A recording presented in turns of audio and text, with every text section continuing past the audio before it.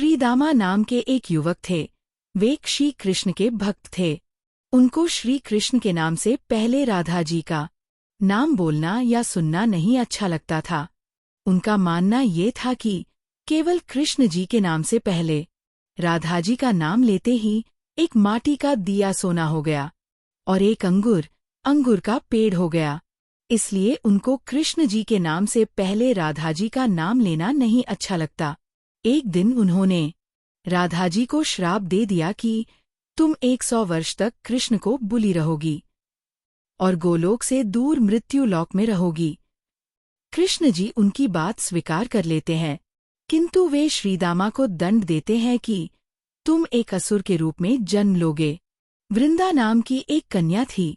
वे भी श्री कृष्ण से राधा जी के समान ही प्रेम करती थी और उनसे शादी करना चाहती थी।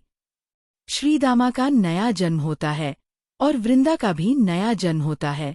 शंखचूर और तुलसी। पर शंखचूर की शादी तुलसी से हो जाती है। शंखचूर को वरदान प्राप्त था कि जब तक तुलसी का सतित्व भंग नहीं होगा तब तक कोई भी उसे नहीं मार पाएगा। भगवान श्री कृष्ण जी ने शंखचूर को हराने के लिए छल से शंखचूर का रूप धारण किए और तुलसी के पवित्रता को भंग कर दिया।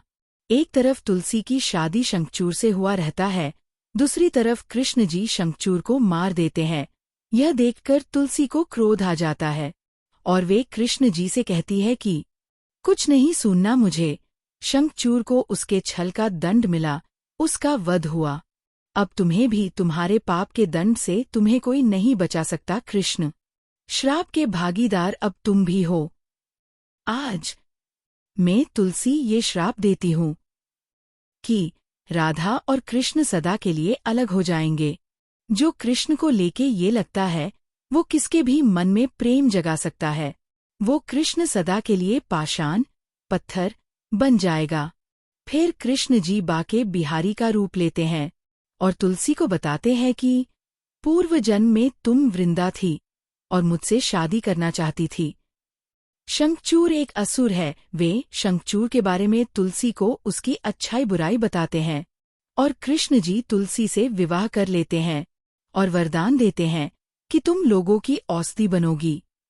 जिस तरह मैं पृथ्वी लोक में एक मनुष्य के रूप में रहूंगा, उसी तरह आप भी पृथ्वी लोक में एक पौधे के रूप में रहोगी। बाद में जब तुलसी को अपनी गलती का एहसास हुआ और उन्हें भगवान श्री कृष्ण जी का लीला का महत्व समझ आया तो उनका क्रोध शांत हो गया। उन्होंने स्वयं ही अपने श्राप से भगवान श्री कृष्ण जी को मुक्त कर दिया।